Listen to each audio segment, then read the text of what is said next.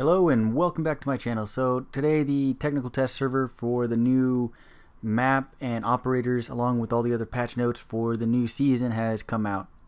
And today I spent some time playing on it, a little bit in casual and a little bit into the custom games with some friends of mine, and getting a good feel or a decent feel for the new operators and the new map. So we'll go over what my first impressions are on the new operators, starting with Ela. So her gadget is basically a concussion mine, and it sticks to any kind of surface, either the ceiling, walls, floors. You can even throw it right near the attacker while they're rushing you or while they're around you, and it'll go off as a proximity mine if they are anywhere between 3 to 4 meters away from the operator. And the duration of the concussion lasts for about 5 seconds. During that time, the attacker's sensitivity goes way down and it's harder for them to turn left, right, up, and down. Their ADS is still the same, so they can pull up their ADS a lot just as quick as normal, but even in ADS their sensitivity goes down and it is harder for them to look left, right, up, and down. So as people may know from the release of the complete season information that Rainbow Six has given, Ela is going to be a 3-speed 1-armor operator.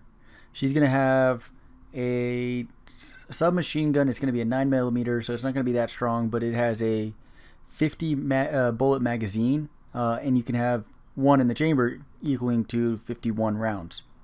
She also has a semi-automatic shotgun. Now the shotgun doesn't do much more damage than what her primary does, so in all honesty I don't feel it's too worth using it for the most part. As a 1-speed or a 3-speed operator, shotguns are not my personal favorite to use.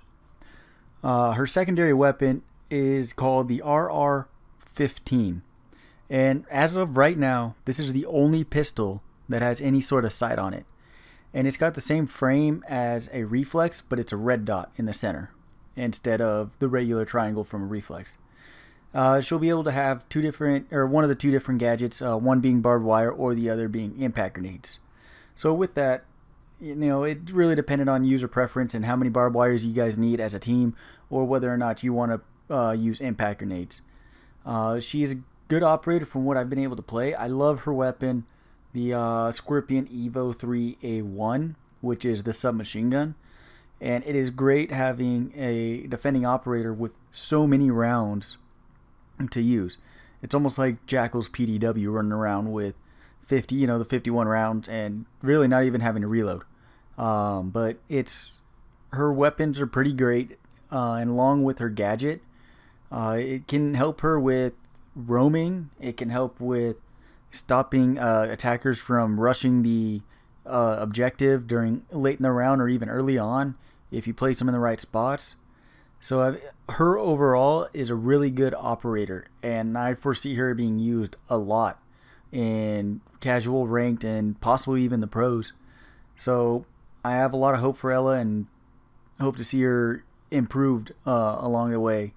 I feel like that she's fairly balanced. It's not like she is OP. And I guess another thing that I should talk about is her down but not out gadget use. So when she's injured, she can still activate one last concussion mine, and she can activate it manually when she goes down, and it's something that you have to use by using the action button, pressing and holding it down in order to use it. And this it's the same thing that her regular concussion grenade does, but this time it'll stop the attacking operator from aiming down sight for momentarily if they're coming up for you. It'll still do the same thing as slowing down their sensitivity, maybe giving you a little bit of time to scoot away and maybe somebody to come help you out and get that kill on that now concussed attacker. So next we'll talk about a little bit of Ying. She's the only attacking operator here for this season, along with a part of the Hong Kong operators. And she has a flashbang fuse, I guess you can call it. It fires a bunch of flashbangs into the room. You can either roll, throw, or launch through the wall or barricade, just like Fuse, into the room causing a mass flashbang into the room. She also has a visor that protects her from getting flashed from her own gadget. So in this case, she's able to actually rush into a room a little bit better.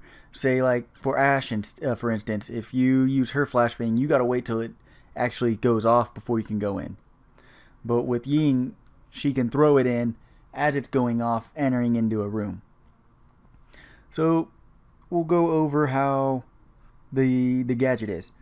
It is possible that you can get people up to 10 meters or more flashed with her gadget. It all really depends on what's in the room, as in like objects, and where that operator, the defender, is hiding. Because if they're behind something, like say there's a desk in there and it covers all the way down to the ground, if they're behind that desk and none of the flashbangs comes around the desk or over to them, then it's not going to affect them. And then a downside to it is that the duration only lasts about 3 seconds, whereas a regular flash, if hit properly, will last 4 to 5 seconds. So her weapons are going to be the T95 LSW, and it's a drum-fed weapon pretty much. If I'm not mistaken, it's kind of a variant of what she uses, or Hibana uses, I mean. And it's going to be the drum fed, so it's going to hold a lot more rounds. If I'm not mistaken, it was holding around 90 or 80 rounds for it. So she does have a lot of ammunition in one magazine. Her other one is going to be the shotgun. It's the SIX-12, which, just like they were talking about in the early releases on their talks during Gamescom and a little bit before, is that the shotgun is going to be, it's like, I don't know how to explain it, but not barrel fed, but same thing as the T95. It's really weird to see. I didn't really use it too much, as I'm not a huge shotgun fan. I'll definitely play a little bit more with it later on and give a little bit more of a opinion on how the shotgun is. But it does deal damage. I did use a little bit, and it was able to deal some damage when firing on people, even at a decent distance. It wasn't no quick shots like earlier on, or some early on shotguns. But it did enough damage to where maybe you can get away from the defender if disengage and come back and try to flank them. So her secondary weapon is a Q929. Again, didn't really use it too much. It does some decent damage. I got hit with it. We were doing some tests on how the pistols were, and it did some massive damage to a mid-body shot. And again, this one does not have any sights. Ela is so far the only one that's going to have a sight on her pistol. Maybe Ubisoft will allow all pistols to have a sight, but as of now, Ela is going to be the only one. So her gadgets are going to be the Claymore and the Smoke Grenade. And the Claymore, we all know, it's actually great to stop somebody from maybe doing a run out or flanking you when you're pushing from a different way. And now the Smoke Grenades, this has been changed because in the new update, they're fixing it, per se. So the Smoke Grenades are now going to be harder to see through. You're actually, to be honest, not even able to see through because of how thick the smoke is. And there's going to be no see-through areas. Like with the smoke currently, you can see to the left, off to the left or right of it, and maybe some underneath it. This one is just a solid gray circle, basically. And because of how powerful the smoke is with limiting visibility, Ubisoft has taken away one smoke grenade for every operator. Every operator that has a smoke grenade is only going to have 2 smoke grenades opposed to 3 now. So she is also a 2-speed, 2-armor operator. This goes for both Hong Kong operators, and it's not bad. Maybe they did that on purpose to limit the rushability of her gadget. If she was a 3-speed, 1-armor, you're going to see Ying running around everywhere, throwing flashbangs and just rushing into the room. I think this really does help with slowing it down a little bit and not rushing it too much, but giving her enough speed and armor to still rush if need be. So last but not least, we have Lesion, and he has, for his weapons, an SIX-12 SD. And Basically, it is the same exact shotgun that Ying had, but with a suppressor on it. And it's a fixed suppressor just like Echo's weapon. He can also have the T5 SMG.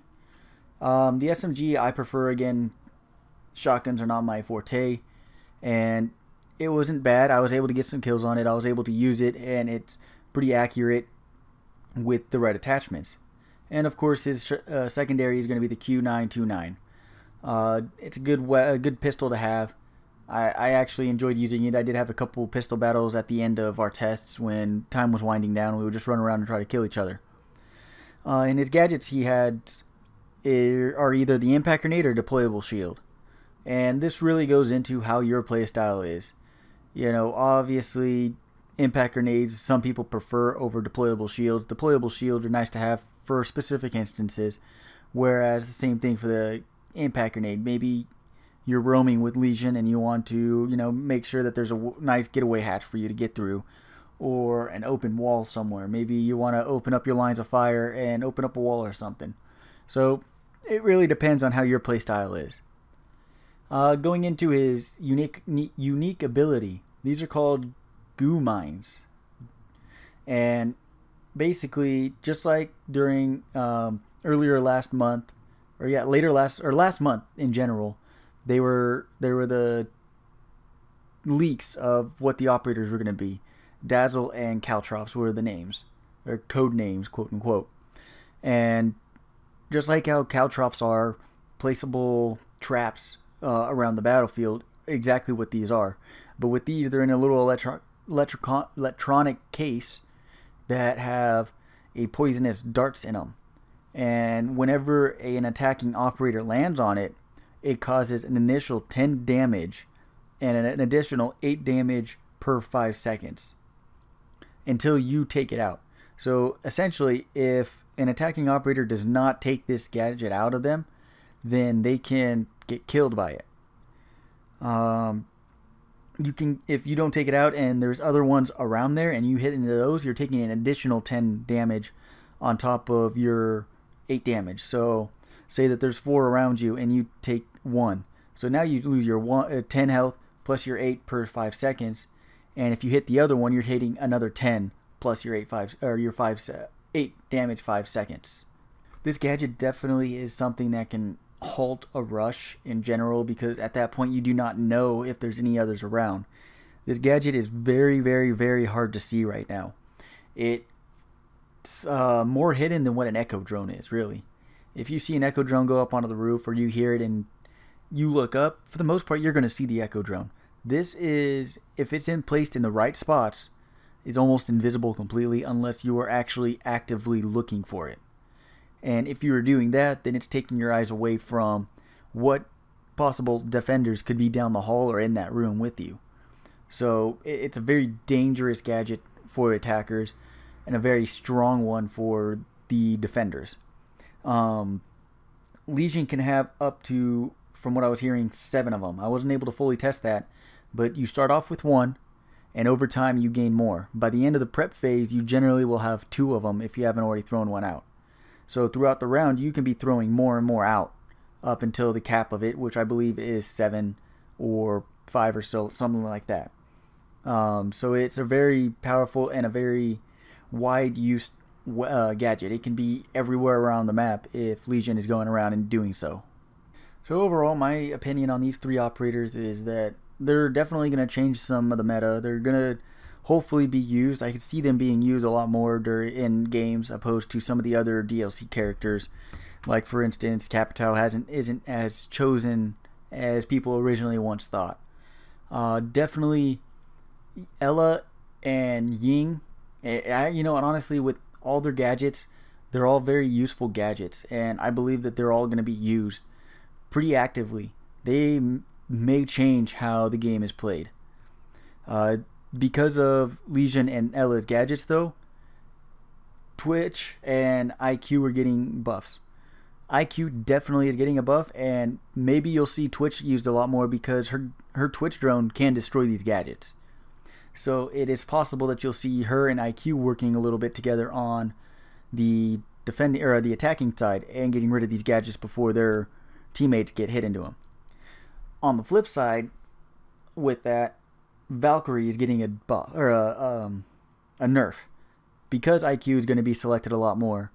So now it's going to be harder to hide her cameras if IQ is running around with her little sensor up, checking everything out. So overall, really, it's after, God, how long? 6 months almost since we've had new content.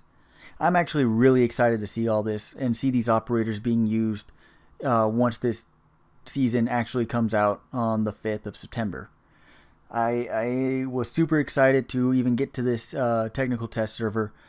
When I got home last night from work, I pre-downloaded it, and as soon as I woke up this morning, I was up on it, playing it religiously, trying to get a feel on the new operators and see how they played against other players, along with just the map in general, and test a little bit out so I can give a little bit more information on how they are used or how they can be used and what their weaknesses and strengths are. Alright, well, I hope everybody enjoyed the video, and remember, these are just my impressions on how the operators are and what I think about their use in the future. I really do hope that these operators get used a lot more. They seem like they're great operators, and this is all captured from a live stream I did with the technical test server. I'm going to do some more later on tonight, but I will be live here shortly on PlayStation, and again later on either playing the Destiny 2 beta or more of the technical test server. Anyways, you guys have a squirrely day.